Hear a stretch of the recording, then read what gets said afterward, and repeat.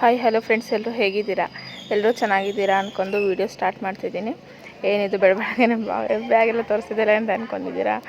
ಇಲ್ಲ, ಕೆಲ್ಸಕ್ಕೆ ಹೋಗಿದ್ದೆಲ್ಲ, ಕೆಲಸ ಎಲ್ಲ ಮುಗಿಸ್ಕೊಂಡು ಸೀದಾ ಊರಿಗೆ ಬಂದೆ. ಏಕೆಂದರೆ ಪಾಪುಗೆ ಹುಷಾರಿಲ್ಲ ಸ್ವಲ್ಪ, ಅಂದರೆ ಇಲ್ಲಿ ಮನೆ ಹತ್ರ ಕೆಲಸ ನಡೀತಿತ್ತು, ಅದಕ್ಕೋಸ್ಕರನೇ ಬಂದೆ ನೋಡೋಣ ಅಂತೇಳ್ಬಿಟ್ಟು.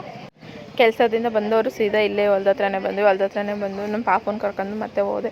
ಏಕೆಂದರೆ ಮನೆ ಹತ್ರ ಯಾರೂ ಇರಲಿಲ್ಲ ಅಂತೇಳಿ ಅವಳೂ ಹೊಲ್ದ ಹತ್ರ ಕರ್ಕೊಂಬಂದಿದ್ರೆ ನಾನು ಕೆಲಸ ಮುಗಿಸ್ಕೊಂಡು ಬರ್ತಿದ್ದಂಗೆ ಕರ್ಕೊಂಡೋದೆ. ಮತ್ತು ಇದು ನೆಕ್ಸ್ಟ್ ಡೇ ದಿನ ಹುಷಾರಿಲ್ಲ ಪಾಪಗೋಸ್ಕರ, ಅದಕ್ಕೆ ಮತ್ತೆ ಹಾಸ್ಪಿಟಲ್ಗೆಲ್ಲ ಕರ್ಕೊಂಡೋಗಿ ಅಲ್ಲಿಂದ ಬಂದ್ವಿ. ಏಕೆಂದರೆ ಬೇರೆದೆಲ್ಲ ಹಾಸ್ಪಿಟಲಲ್ಲಿ ವೀಡಿಯೋ ಮಾಡ್ಕೊಳ್ಳಿಲ್ಲ. ಅದಾದ 2 ದಿನಕ್ಕಪ್ಪ ಸಿಕ್ಕಾಪಟ್ಟೆ ಜ್ವರ, ಅಂದರೆ ಸಿಕ್ಕಾಪಟ್ಟೆ ಜ್ವರ ಬಂದ್ಬಿಡ್ತು. ಆಮೇಲೆ ಅವಳಿಗೆ ಎಷ್ಟು ಸುಸ್ತಾಗ್ತಿತ್ತು ಏನು.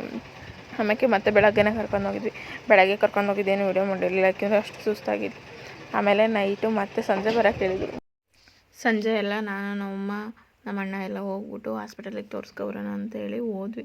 ಏಕೆಂದರೆ ಬೆಳಗ್ಗೆ ತೋರಿಸ್ಕೊಂಬಂದಿದ್ವಿ, ಅಷ್ಟೊಂದು ವೀಡಿಯೋ ಮಾಡ್ಕೊಂಡಿರಲಿಲ್ಲ. ಸಂಜೆ ಹೋದ್ವಲ್ಲ, ಸ್ವಲ್ಪ ಕ್ಲಿಪ್ಸ್ ಹಾಕೋಣ ಅಂತೇಳಿ ಹೋದೆ. ಅಲ್ಲಿ ಸಿಕ್ಕಾಬಿಟ್ಟೆ ಸುಸ್ತಾಗ್ಬಿಟ್ಲು, ಲೇಟಾಗ್ಬಿಡ್ತು.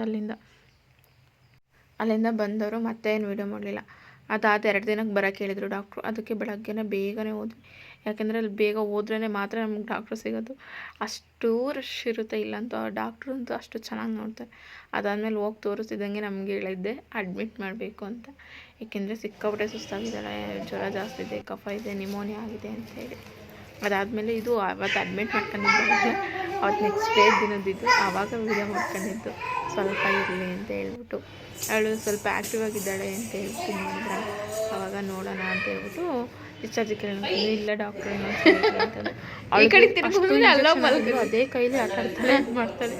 1 ಸೆಕೆಂಡು ಇರ್ತಿರ್ಲಿಲ್ಲ, ಆ ಥರ ಆಗ್ಬಿಟ್ಟು. ಆಮೇಲೆ ಅಲ್ಲಿ ನಾವು ಮನೆ ಹತ್ರ ಕರ್ಕೊಂಡು ಹೋಗ್ತೀವಿ ಅಂದರೆ ಡೈಲಿ ಇಂಜೆಕ್ಷನ್ ಹಾಕ್ಸ್ಬೇಕಾಗುತ್ತೆ. ಅದೇ ಹಾಸ್ಪಿಟಲಲ್ಲಿ ಆದರೆ ಡಾಕ್ಟರ್ ನಾಗಭೂಷಣ ಹಾಸ್ಪಿಟಲ್ಗೆ ಅಡ್ಮಿಟ್ ಮಾಡ್ಕೊಳ್ರಿ ಅಂತ ಹೇಳಿದ್ರು. ಅಲ್ಲಿಗೆ ಹೋಗಿ ಅಡ್ಮಿಟ್ ಎಲ್ಲ ಮಾಡ್ಕೊಂಡು ಅಲ್ಲೇ ಇದ್ದು.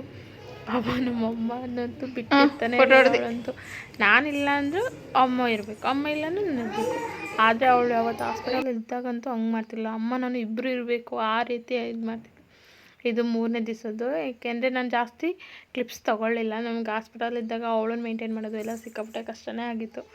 ಅದಕ್ಕೋಸ್ಕರ ನಮ್ಮ ರಿಲೇಷನ್ ಅವ್ರು, ನಮ್ಮ ಅಜ್ಜಿ, ನಮ್ಮ ಆಂಟಿ ಎಲ್ಲ ಬಂದೋಗಿದ್ರು. ಅವ್ರದ್ದು ಯಾರ್ದು ವೀಡಿಯೋ ಮಾಡ್ಕೊಂಡು ನೆಬ್ಲೈಸರ್ ಹಾಕೋಕ್ಕೆ ಹೇಳಿದ್ರು. ಏಕೆಂದರೆ ನಮ್ಮ ಅಣ್ಣನ ನೆಬ್ಲೈಸರ್ ಮಿಷಿನ್ ಇತ್ತು, ಅದರಿಂದ ನಾವೇ ತೊಗೊಬಂದು ಸೆಲ್ಫ್ ಹಾಕ್ಕೊಳಕ್ಕೆ ಹೇಳಿದ್ರು. 3 ಅವರ್ಗೆ ಒಂದೊಂದ್ಸರಿ ಹಾಕೋಕ್ಕೆ ಹೇಳಿದ್ರು. ನಾವು ಹಂಗೆ ಮಾಡಿ ಹಾಕ್ತಾಯಿದ್ವಿ.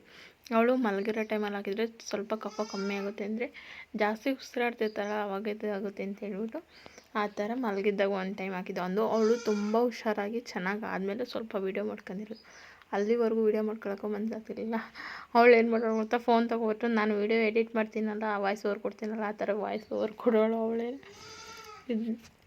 ಆಮೇಲೆ ಅದನ್ನೆಲ್ಲ ಆದಮೇಲೆ ಲಾಸ್ಟ್ನೇ ದಿನ ಇಂಜೆಕ್ಷನ್ ಇದ್ದು ಡಿಸ್ಚಾರ್ಜಿಗೆ ಇತ್ತಲ್ಲ, ಆವಾಗ ಡಿಸ್ಚಾರ್ಜ್ ಮಾಡಿಸ್ಬೇಕು. ಮತ್ತು ಇಂಜೆಕ್ಷನ್ ಯಾರು ಬರ್ತೀರಾ, ಯಾವಾಗ ಬರ್ತೀರಾ ಅಂತೇಳಿ ಹೇಳ್ತಿದ್ರು. ಅಂದರೆ ಅವಳಿಗೆ ಇಂಜೆಕ್ಷನ್ ಇನ್ನೂ 3 ದಿನ ಇಂಜೆಕ್ಷನ್ ಹಾಕ್ಸ್ಬೇಕಿತ್ತು.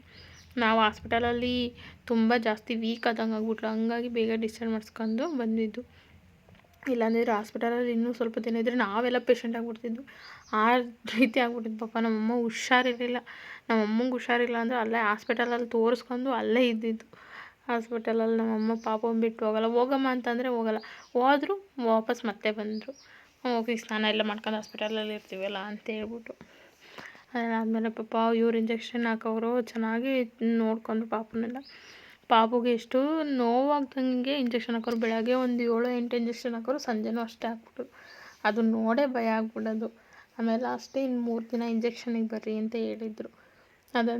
ಇದು ಬ್ಲಡ್ ಎಲ್ಲ ಕ್ಲಾತ್ ಆಗಿರುತ್ತಲ್ಲ, ಅದಕ್ಕೆ ನಮ್ಮ ಪಾಪ ನೋವು ಅಂತ ಹೇಳ್ತಿತ್ತು. ಇವಾಗ ಇಂಜೆಕ್ಷನ್ ಹಾಕ್ಬೇಕಾದ್ರೆ ಪಾಪ ಇವಾಗಲೂ ನೋಡಿದ್ರೆ ಎಷ್ಟು ಪಾಪ ಅನ್ನಿಸುತ್ತೆ ಗೊತ್ತಾ, ವಾಯ್ಸ್ ಓವರ್ ಕೊಡ್ಬೇಕಾರೆ.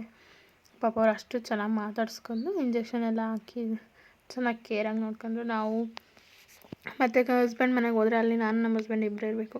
ಅವರೂ ಇರಲಿಲ್ಲ, ಯಾಕೆಂದರೆ ಅವ್ರ ತಾತನ ಆರಾಧನೆ ಅಂತೇಳಿ ಅಲ್ಲಿಗೆ ಹೋಗಿದ್ರು. ನಾವು ಒಬ್ಬಳೇ ಇರಬೇಕು, ಪಾಪ ನೋಡ್ಕೊಂಡು ಇರೋಕ್ಕಾಗಲ್ಲ ಅಂತೇಳಿ ಮತ್ತೆ ನಮ್ಮ ಅಮ್ಮನ ಮನೆಗೆ ಬರಬೇಕು. ಪಾಪ ನಮ್ಮ ಮನೇಲಿ ನಮ್ಮ ತಮ್ಮದಿರು 3 ದಿನವೂ ಕರ್ಕೊಂಡೋಗಿ ಕರ್ಕೊಂಬರೋದು.